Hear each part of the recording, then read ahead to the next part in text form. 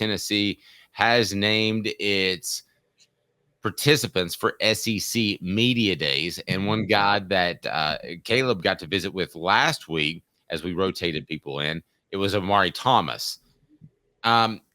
Second Media Day attendance is pretty rare. You usually don't go to because you like to take seniors theoretically. We've poked holes in that so far.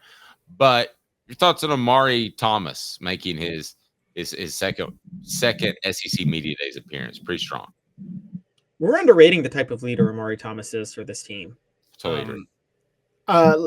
It's rare to go 2 years in a row.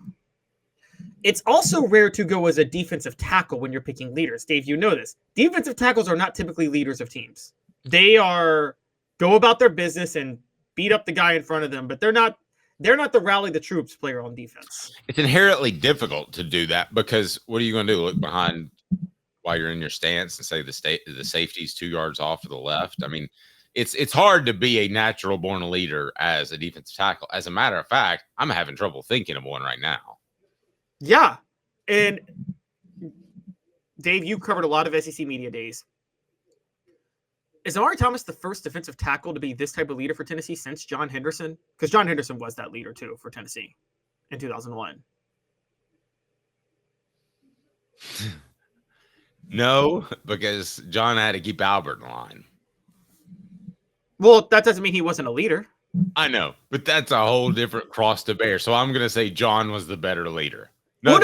John Henderson was the way better leader. Right. So nothing against Omari, but when you have Albert to bear and you keep things somewhat normal, which they were, I mean, there was some crazy stuff at practice I've told you about, but for the most part, it was normal. And one person was and I mean this as complimentary as I can be, was a little deranged. So if you're able to keep that, I think you deserve the leader of the best defensive tackle leader of all time. Okay, the reason I'm bringing that up is John Henderson. I mean, I said Omari Thomas the first defensive tackle leader since John Henderson, though. I didn't say it was better since John Henderson. Has there been anybody since John Henderson on the line that you think has been on Omari Thomas's level? Okay. Can I throw you some and you tell me what you think? And I may be able to give you a little perspective from being around them and getting to know them a little bit better. Whereas you kind of see the public perspective. Jesse Mahalona. And I'm just going to throw names at you and you give me your thoughts. Jesse Mahalona. Jesse Mahalona struck me as arguably the best attitude player Tennessee ever had. Doesn't necessarily mean, I don't know if he was a leader though. Was he that vocal? No, I don't think he said, "Hey guys, we need to do better." I think he was a guy that was exactly what you're saying. Yes, rest in peace. That did his job. So I agree.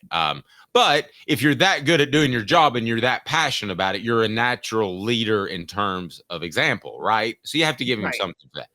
Same thing I would say for Darwin Walker. I don't know that he screamed at people a lot, but Darwin Walker was a very good defensive tackle. Also was a very good student, which goes along. You're reaching. That's pre-John Henderson. I said since John Henderson. I am reaching. Yeah, I am reaching. Well, I'm having trouble, man. I'm having trouble. Yes, and also this day and age where defensive tackles are even less valued than they used to be. And the other point, you said Derek Barnett. We're going interior guys. Barnett was more interior. In the end. And also, I'm not. Derek Barnett was more of a leader than most defensive ends, but Dave, you're not usually going to get. You're not usually going to get leaders out of defensive ends or edge rushers because they can only. That's like getting a leader out of a running back. They can only impact the game so much, even if they're generationally talented, and that includes James Pierce. But now, Elias says Ratliff. I think Ratliff was more along for the ride because of the injuries, and he was a defensive tackle, so he wasn't a defensive end. But let's open it up a little bit. Who are the defensive tackles even before John Henderson that you would say are great? Then you're going somewhere because, again, Tennessee was more built around the defensive line for a long time. So you could say Billy Ratliff. You could say Darwin Walker. Go all the way back to the 60s, Steve DeLong, who won the Outland Trophy. Yeah, I think that group you just said, that mid-90s, who I think the best leader at the interior of the defensive line was Jeff Coleman. He went. Well, he played defensive end, though, didn't he? Or was he on the tackle? Was he a tackle? Played a lot of tackle. I mean, Ratliff was the one that subbed in for him in the Arkansas game, so I know he played tackle at that point. Coleman was probably that guy, even though he wasn't the most talented player. Tennessee's had a good run at defensive tackles. I don't think there's any question about that. A lot of the players you can find represented at Sports Treasures, carrying over 5 million Sports Treasures and so much more. Follow on Facebook for the best sports memorabilia, daily updates, Sports Treasures TN, Sports Treasures TN in North Knoxville. You will love it. They still got some stuff from the College World Series there that you want to take advantage of. So certainly do that. I tell you, Omari Thomas, too, is a bit of an unlikely candidate to be one of the best leaders in Tennessee football history, which is essentially what we're calling him. And talk about a guy who's maximized his ability. Has anybody done more with what they have than Omari Thomas? Because I interviewed Elijah Simmons on Sunday at Brute McCoy's golf tournament. And you can check it out on YouTube. Hit the like button, subscribe for more. We're going to have a lot more coming. Thanks to our friends at Vol Auto. But there's no comparison between Omari Thomas and Elijah Simmons as a raw athlete. There isn't. But you have to give Omari Thomas a lot of credit for maximizing what he's been able to do. Two-time All-SEC, two-time SEC Media Days. Has he made the All-SEC team? I don't think he has, but borderline. I think that's about the player that Omari Thomas was. Dan Williams is a great comparison, Smoky Mountain Red, but not the leader, but a great comparison as a player, I think. Okay, I wanted to get there with you because the thing about Omari Thomas, let's talk about who we're naming here. Smoky Mountain Red says Dan Williams. You said Darwin Walker. We all know John Henderson's the gold standard of defensive tackles at Tennessee, right? That's the goal. He is the gold standard above everybody else. So he is a legend. Omari Thomas is not on those levels. We're talking about two longtime NFL players and an Outland Trophy winner. Omari Thomas is not on their level, and yet he's reaching their level of leadership, which really stands out. And and the thing Omari Thomas has done, James Pierce would not be threatening to be a number 1 draft pick next year if not for the work Omari Thomas did inside. Is that fair to say? Yes. Byron Young wouldn't have been an NFL draft pick without Omari Thomas. Tyler Barron would not have been able to become a diva and command a bunch of NIL money on the open market if it wasn't for what the work Omari Thomas did on the inside. I'm going to honestly say that, and I'm going to go down these lists, Dave, because there's a bunch of players at defensive tackle who have been drafted since Henderson, and you tell me because you covered them. But the 2003 year, the year after Henderson and Haynesworth, again, Tennessee had 2 tackles drafted. Remember Abreu Franklin and Rashad Moore? Mm-hmm. You consider either of them leaders? I didn't. No, I thought Rashad Moore was kind of like Omari Thomas as a player, and Abreu Franklin was just a big dude. Okay, after that, you said Jesse Mahalona. Two guys I would say that could rival. I think Justin Harrell may be up there. Justin Harrell, I think, was an emotional leader, just led by example. I mean, him willing to play that Florida game. Remember that after his injury? I can roll with that. Yeah, I can roll with that one for sure. Turk McBride? Didn't get the leadership feel from Turk. I feel like sometimes, though, I may be stepping on somebody's toes and they were a leader behind, because there are a lot of things that go on with teams that we don't know about. So I didn't get that sense, but I could be wrong. So I don't want Turk to be going, why are you ripping on me? Go ahead. And then after you stopped covering them, but still, as for Knox News Sentinel, I guess, there's Dan McCullers, Khalil McKenzie, Matthew Butler. I respect Matthew Butler.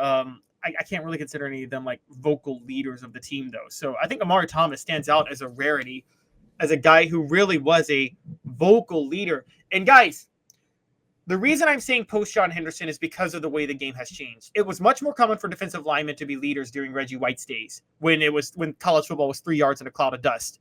And was it? I think so. During that time, defensive tackle is a leader. I mean, I still think of. I don't think of the defensive linemen when I think of the all-time great teams. I still think of the linebackers of defense like Ray Nitschke, or I think of all-time Ray Lewis. I think of all-time great defensive players in the back seven. I don't think that you expect much leadership out of the interior. Yeah, but he played end in the NFL, but like Reggie White did play tackle in college, and he's considered one of the best leaders in NFL history. Okay, well, Hit the like button if you think I'm an idiot, because here goes. How was he a great leader when he only played 1 year? At Tennessee, how was he a great leader when he only played 1 year? He basically took a year off and played 1 year and made millions of dollars. Well, I'm saying in the NFL he was known as a leader. I can't speak for his time at Tennessee. Okay, and Elias says disrespecting Doug Adkins. I'm having to do that too. A great leader on your team is not shooting pigeons out of Wrigley Field before the game. Oh, by the way, Reggie White was the captain of the... sorry, he was the captain? He was the captain of the 1983 team, yes. It sounds like a captain should put a little bit of pressure on him, just personally. But Doug Adkins is not also a leader when he's telling George Halas to go stick it, because he knows, because Doug Adkins knows he's the most transcendental player in the world at that time. And if you don't like it, he'll just go somewhere else. He was not a great leader. He was a huge jerk to deal with. And I mean that as a compliment. You know what defensive linemen are? And here's what we're saying, guys. Here's what defensive linemen are in college football. They are the guys that if you are a general running a unit, okay, running a battalion, a unit, they're the guys in your unit that if they weren't in the military, they'd be criminals. That's typically your defensive lineman, right? Like if they weren't in the military, they'd be committing violent crimes for the mob. And so that's not usually the guys you want leading your team. You are harnessing their proneness to violence and turning it for something good. That's typically what a defensive lineman is. Yes. So it stands out. I'm just imagining this now. Mrs. Smith, we would like to welcome your family and your son to the University of Tennessee and this visit. And we just want you to know that we provide alternative places to work in case things don't work out, such as loan shark enforcement. How about that? How about if things don't work out in the NFL, we can guarantee you that your son's going to make $250,000 breaking arms for dudes that don't pay their debts. I mean, if that's not a social media clip, I don't know what is. You don't, and that's what defensive linemen are. Like, and so for a defensive lineman to be a leader, and this is the thing with Omari Thomas, this is why I can't speak highly enough of him, and it's not just because we're both from Memphis, guys. He is a 2-time leader of Tennessee's football team as a defensive lineman. That really stands out. I mean, there are very few players that like I hold in higher regard. Yeah, by the way, Trevor says, "Hey, Caleb, I was a defensive lineman. I'm just going to beat the hell out of you." No, he didn't say Trevor, that. I love you. I love you, Trevor. Thomas said, Caleb's a very nice guy.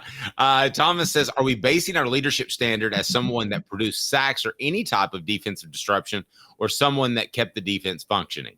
The ultimate leader to me, non-position specific, but defense, was Eric Berry. He played at a high level. He was also the leader that got players up when they didn't want to be up because it was a hard time at Tennessee. So I don't know if that answers your question or not, but John Henderson was both as well. He provided that leadership, and he also was a disruptive force on the field. That's the best way I can answer that. Yeah, I agree. And the difference is, like you said, though, Eric Berry is a strong safety, could quarterback the back end of the defense, basically. And particularly, I'm not trying to compare. I'm just trying to pick the ultimate example. Like if you called me and you said, "Dave, I want to talk about leaders, great leaders that you've covered in your time," he would be number one to me. Oh, yeah.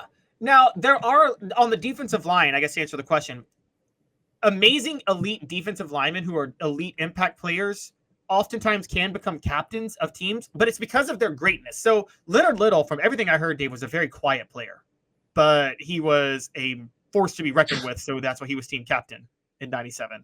Well, if you want to slide out to end, okay, a lot of defensive ends are crazy.